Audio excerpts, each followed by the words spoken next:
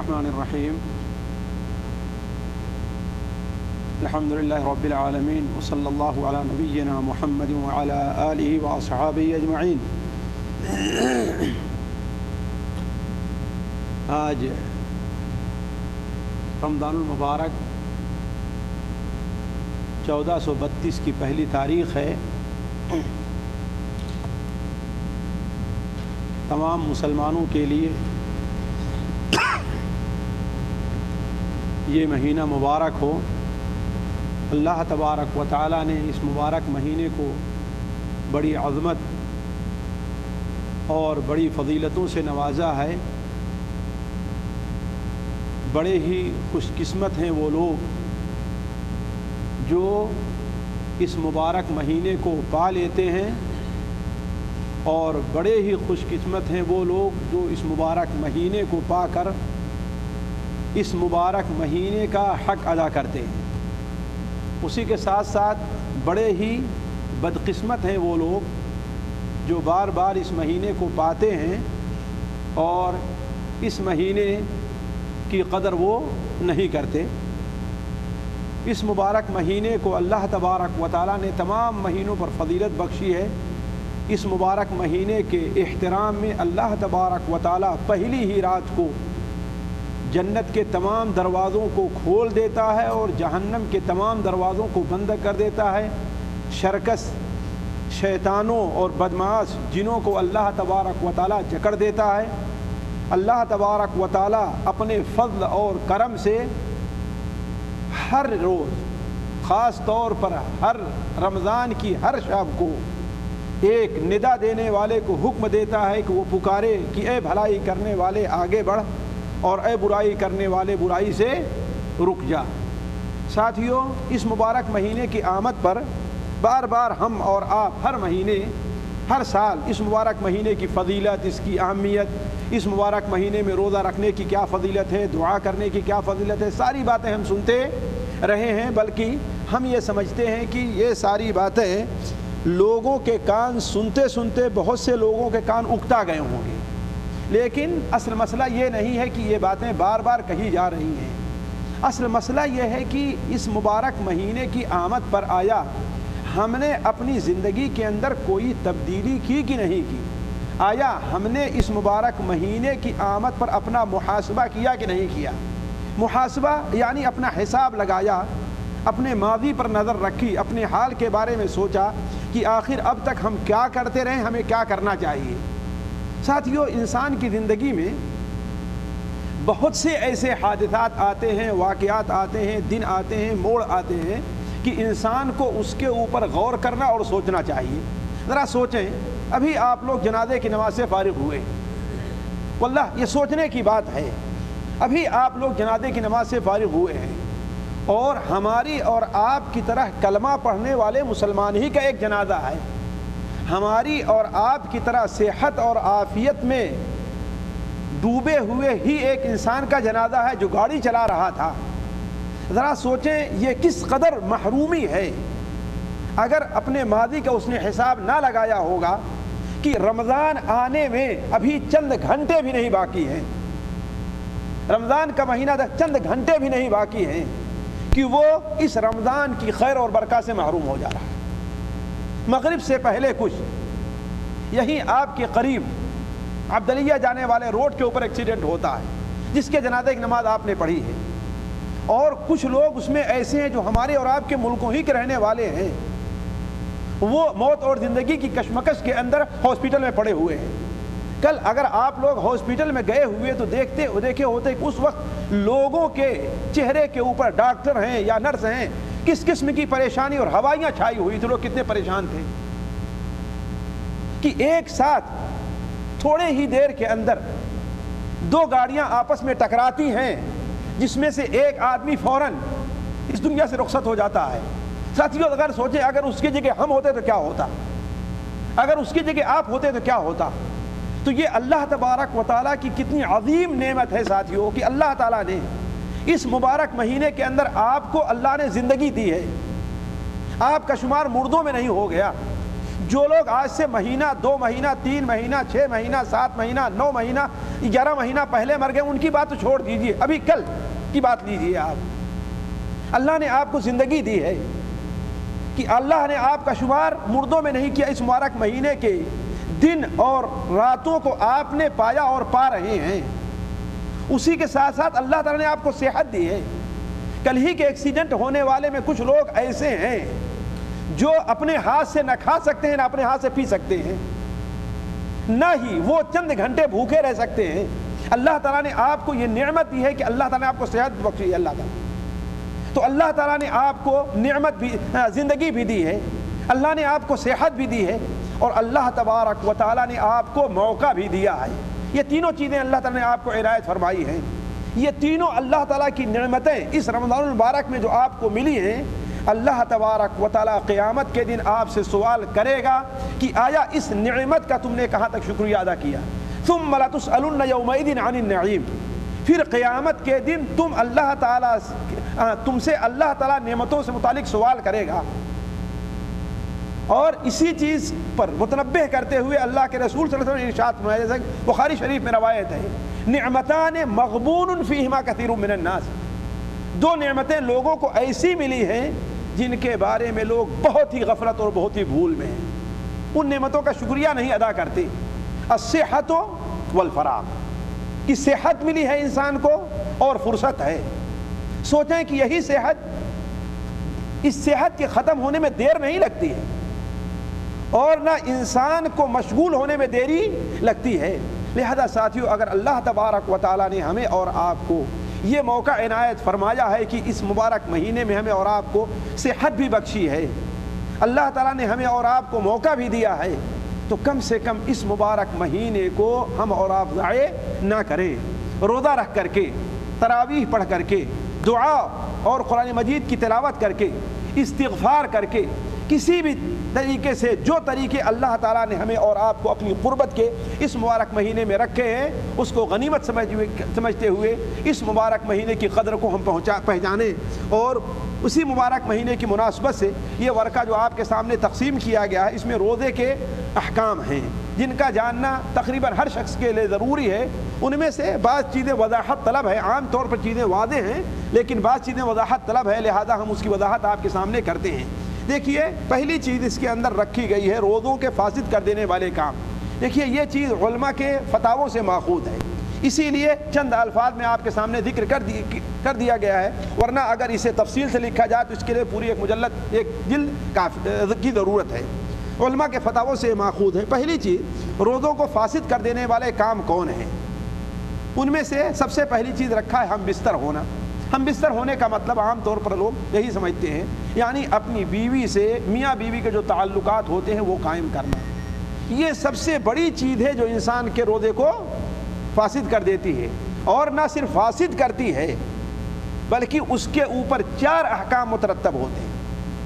اگر کوئی آدمی روزہ ہے، فرض روزہ ہے، نفل روزہ نہیں، فرض روزہ ہے، اگر فرض روزے کی حالت میں، خصوصاً رمضان میں، دن میں اگر کوئی آدمی اپنی بیوی سے بغیر عذر کے عذر کیا مطلب؟ یعنی وہ سفر میں ہے، میاں بیوی دونوں سفر میں ہے تو دونوں کو عذر ہے، کوئی بات نہیں، یا کسی بیماری کی وجہ سے دونوں نے روزہ نہیں رکھا ہے، کسی بیماری کی وجہ سے دونوں نے روزہ نہیں رکھا ہے، اس حالت میں دونوں ہم بستر ہو رہے تو اس کا مسئلہ نہیں ہے۔ نہیں، روزے کی حالت میں روزہ دونوں پر واجب ہے، روزے کی قدرت ہے، روزہ رکھے ہوئے ہیں۔ اگر میاں بیوی آپس میں زن و شو کا تعلق قائم کر لیں تو اس پر 4 حکم مترتب ہوتے ہیں۔ پہلا حکم یہ ہے کہ ان کا روزہ فاسد ہو گیا، وہ روزہ ٹوٹ گیا ہے۔ دوسرا حکم یہ ہے کہ انہوں نے بہت بڑے گناہ کا ارتکاب کیا ہے، گناہ کبیرہ کا، جس کی توبہ ان کے اوپر واجب ہے، سچے دل سے اللہ تعالیٰ سے توبہ کریں اور شرمندہ ہو کہ ہم سے یہ غلطی ہو، ہم ایسی غلطی نہیں کریں گے۔ تیسری چیز علماء یہ کہتے ہیں کہ وہ اب باقی دن بھوکا ہی رہے گا، یہ نہیں چلو اب تمہارا روزہ ٹوٹ گیا ہے اب ہم کھانا شروع کر دیں، نہیں، بطور سزا کہ وہ باقی دن بھوکا رہے گا، کچھ کھائے پیے گا نہیں۔ پانچویں چیز یہ ہے کہ اس روزے کے بدلے اب اسے 60 روزے رکھنے پڑیں گے، ایک روزے کے بدلے کتنے روزے؟ 60 روزے. ایک روزے. دیکھیے اس مہینے کی اہمیت اللہ تعالیٰ کے نزدیک کس قدر ہے، ذرا آپ اندازہ لگائیں کس قدر ہے کہ ایک روزہ آپ نے برباد کیا تو اس کے بدلے آپ کتنے روزے رکھنے پڑیں گے؟ 60 روزے رکھنے پڑیں گے، اور اس طرح رکھنے پڑیں گے کہ درمیان میں آپ کو کوئی روزہ چھوڑنا نہیں ہے. یہ نہیں کہ 15 روزے اس مہینے میں رکھ لیا 15 دوسرے میں، نہیں 2 مہینے کا روزہ مستقل آپ کو رکھنا ہے. اور 5ویں ایک اور چیز ہے جو یہ ہے کہ انسان اس کے بدلے کفارہ ادا کرے. ہے کہ نہیں ہے؟ کفارہ ادا کرے. ہاں دیکھیے یہ 4تھی ہی جگہ ہے، یعنی انسان کفارہ ادا کرے. کفارہ ادا کرے. کفارہ کیا ہے کہ انسان ایک غلام آزاد کرے، یا یہ نہیں ہو سکتا یہ تو کیا کرے 2 مہینے کا مستقل روزہ رکھے. اور اگر کوئی آدمی مجبور ہے، پریشان حال ہے، اس سے وہ نہیں ہو سکتا تو کیا کرے گا؟ وہ 60 مسکینوں کو کھانا کھلائے گا. لیکن 60 مسکین کو کھانا کب کھلائے گا؟ جبکہ خود روزہ رکھنے کی طاقت اس کے اندر نہ ہو. تو پہلی چیز جس سے روزہ ٹوٹ جاتا ہے وہ کیا؟ ہم بستر ہونا. دوسری چیز کھانا ہے. کھانا کوئی بھی چیز کھائی جائے، چاہے وہ چیز غذا بنتی ہے انسان کی یا غذا نہیں بنتی. مثال سے کوئی آدمی کنکر پتھر کھا لے، مٹی کھا لے تو اس کا روزہ کیا ہے؟ ٹوٹ جائے گا، اگرچہ وہ انسان کا کھانا نہیں ہے. اسی طریقے سے پینا ہے، چاہے وہ چیز انسان کے لیے پینے کا کام دیتی ہے یا پینے کا کام نہیں دیتی ہے، چاہے تھوڑا پیے یا زیادہ پیے. چوتھی چیز کیا ہے؟ شہوت سے منی کا خروج ہے. شہوت سے منی کا خارج کرنا ہے. مثال کے طور پر مشتزنی یا ہینڈ پریکٹس کے ذریعے کوئی آدمی جان بوجھ کر کے گندی فلمیں، گندی تصویر دیکھ رہا ہے اور نظر جما کر کے دیکھ رہا ہے، اس سے اس کے منی کا خروج ہو جائے تو اس سے بھی اس کا روزہ ٹوٹ جائے گا. ان تمام صورتوں میں پہلی صورت کے علاوہ اس کے بدلے کیا ہے؟ توبہ کرنا ہے. باقی دن بھوکے رہنا ہوگا اور اس کے بدلے انسان کو ایک روزہ رکھنا ہوگا. 5ویں چیز ہے سینگی لگوانا. سینگی جسے حجامت آج کل کہتے ہیں، اور اسی حکم میں خون دینا بھی ہے. آدھا کلو یا زیادہ جو خون دیتے ہیں جس سے انسان کے جسم کے اندر کمزوری آ جائے. آگے آئے گا ٹیسٹ وغیرہ کے لیے خون دینا اس میں شامل نہیں ہے. وہ خون جو آپ لوگ جانتے ہیں کہ بسا اوقات انسان کو لائسنس بنوانے کے لیے، اقامہ بنوانے کے لیے دینا پڑتا ہے، یا کسی آدمی کو کوئی مریض ہے اس کے لیے خون دینا پڑتا ہے جس سے جسم کے اندر کمزوری لاحق ہو جائے. 6ٹھی چیز، ہر وہ چیز جو کھانے اور پینے کا بدل ہو. کھانے اور پینے کا یعنی کھانا پینا تو نہیں ہے لیکن کھانے پینے کا وہ بدل بن جا رہی ہے. مثال کے طور پر جیسے گلوکوز چڑھوانا ہے. بہت سے لوگ جنہیں کھانے پینے سے روکا جاتا ہے ان کو گلوکوز دیا جاتا ہے. یا بعض ایسے طاقت کے انجیکشن ہیں جو کھانے اور پینے کا بدل بن جائیں، اس سے بھی روزہ ٹوٹ جاتا ہے. 7ویں چیز عمدن قے کرنا ہے. اگر اپنے آپ قے آ جائے جیسا کہ آگے آ رہا ہے تو اس سے روزہ نہیں ٹوٹتا. لیکن اگر کوئی آدمی بہت پریشان ہے، اوور لوڈ ہو کر کے کھا لیا جسے بہت سے لوگ کھاتے ہیں، اب طبیعت بالکل مچل رہی، جی آ رہا ہے کسی طریقے سے نکل جائے تو ہم کو آرام ہو جائے، اب اس نے انگلی ڈال کر کے قے کر دیا تو اس سے روزہ ٹوٹ گیا. لیکن اگر اپنے آپ قے آئے تو اس سے روزہ نہیں ٹوٹتا. اور 8ویں چیز جو عورتوں کے ساتھ خاص ہے وہ کیا ہے؟ حیض اور نفاس کا خون ہے. یہ خون جب بھی آ جائے گا عورت کا روزہ ٹوٹ جائے گا. یہ 8 چیزیں ہیں جو روزے کو توڑتی ہے، اس کے علاوہ اور کوئی چیز نہیں ہے. نیچے لکھا ہے دوسرے نمبر پر جن سے روزہ نہیں ٹوٹتا.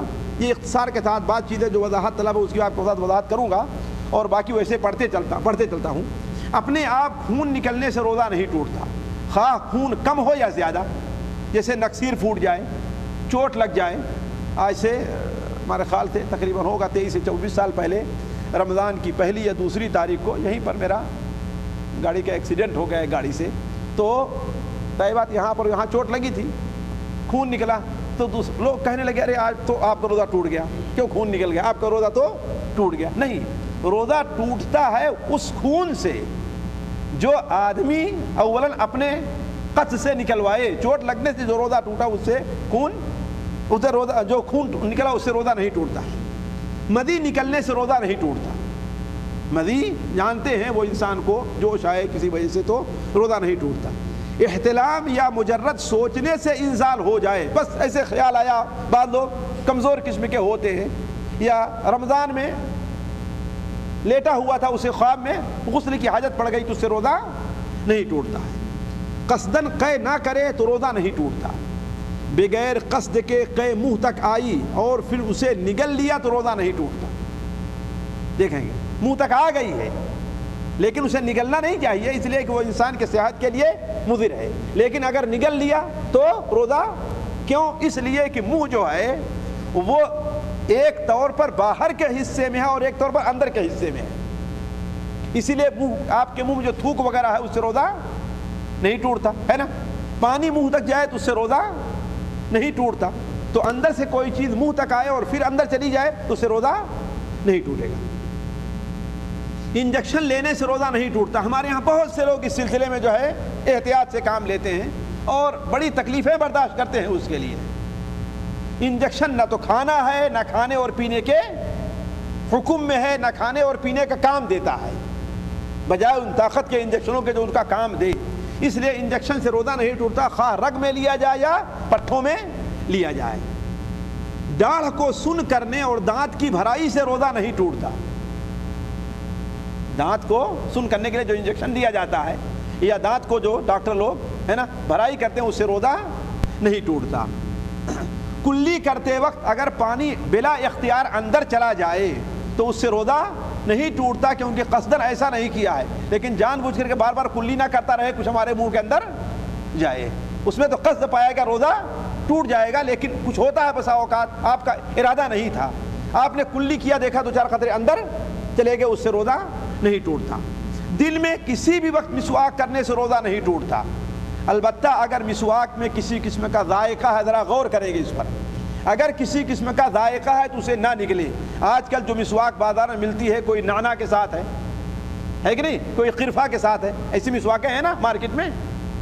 ایک وقت تھا بہت آئی ہوئی تھی، لیکن اب پتہ نہیں ہے کہ نہیں، لیکن کثرت سے آئی ہوئی تھی. کوئی یعنی پودینہ کے مزے کے ساتھ تھی، کوئی اور کسی کے مزے کے ساتھ تھی. اگر ایسی کوئی مزے والی مسواک ہے تو اس سے پرہیز کیا جائے، اس سے پرہیز کیا جائے. خوشبو کسی بھی قسم کی ہو، اس کے استعمال سے روزہ نہیں ٹوٹتا، کوئی بھی خوشبو ہو. لیکن دھونی والی خوشبو، جیسے یہاں خوشبو ہے اور اگر بتی وغیرہ ہے نا، اس کو رکھ کر کے ایسا نہ کریں، بلکہ اس سے دور رہنے کی کوشش کریں. سرما آنکھ اور کان میں ڈالے جانے والے قطرے سے روزہ نہیں ٹوٹتا.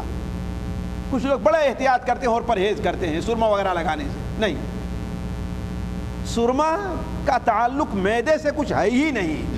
نہ آنکھ اور کان میں جو قطرے ڈالے جاتے ہیں وہ معدے میں جاتے ہیں. دما کا اسپرے بخاک سے روزہ نہیں ٹوٹتا.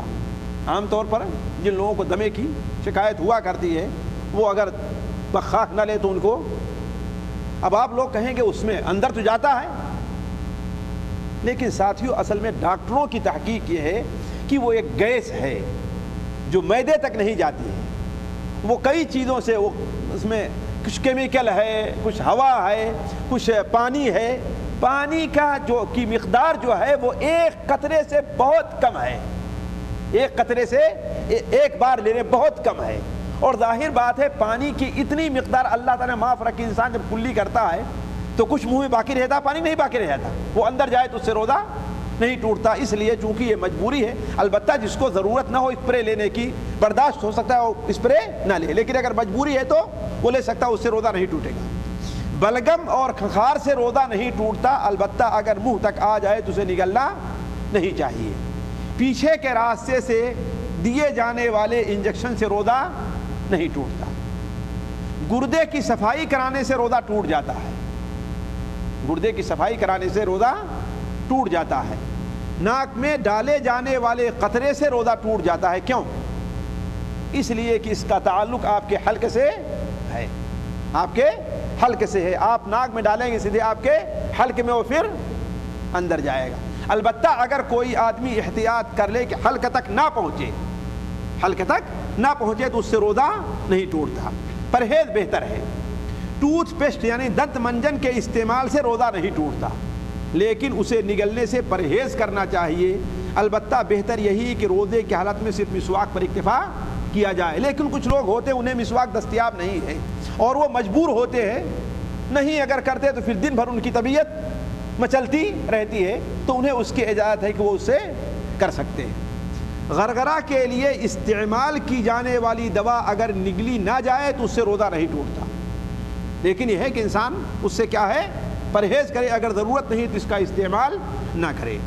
بیوی کو بوسہ لینے، جماع کے علاوہ مباشرت کرنے سے روزہ نہیں ٹوٹتا، لیکن اگر یہ خوف ہو کہ انزال ہو جائے گا یا اپنے اوپر کنٹرول نہ رہ جائے گا تو ایسا کرنا مکروہ بلکہ ناجائز ہے۔ اللہ کے رسول صلی اللہ علیہ وسلم کے پاس ایک بوڑھے میاں آتے ہیں، انہوں نے روزے کی حالت میں اپنے بیوی سے مباشرت کی اجازت چاہی تو آپ نے ان کو اجازت دے دی، لیکن اس کے برخلاف ایک جوان آیا تو آپ نے ان کو اجازت نہیں دی۔ اسی لیے صحیح بخاری شریف میں ہے، کہتے عائشہ رضی اللہ عنہ نے فرمایا کہ اللہ کے رسول صلی اللہ علیہ وسلم حالت روزہ میں اپنی بیوی کو بوسہ لیتے، مباشرت کرتے تھے اور وہ اپنے اوپر بڑا کنٹرول رکھتے تھے، تو اس سے جوانوں کو پرہیز کرنا چاہیے۔ روزے سے متعلق چند دیگر مسائل۔ مسلمان کو چاہیے کہ جس ملک میں رہ رہا ہے وہیں کے لوگوں کے ساتھ روزہ رکھے اور عید منائے۔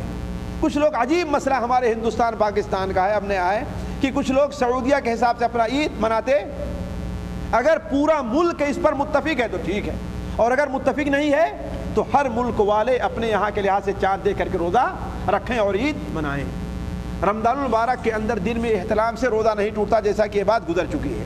حالت روزہ میں روزہ دار کو بکثرت ناک میں پانی ڈالنے سے روکا گیا ہے، اس کی وجہ یہی ہے کہ ناک سے پانی حلق میں جا سکتا ہے۔ سنن ابو داؤد میں روایت ہے کہ آپ صلی اللہ علیہ وسلم نے ارشاد فرمایا بالغ فی الاستنشاق الا ان تکون صائما، استنشاق یعنی ناک میں پانی اچھی طریقے سے ڈالو مگر یہ کہ تم روزے سے ہو۔ چلیے، سبحانک اللہم و بحمدک، اشہد ان لا الہ الا انت، استغفرک و اتوب الیک۔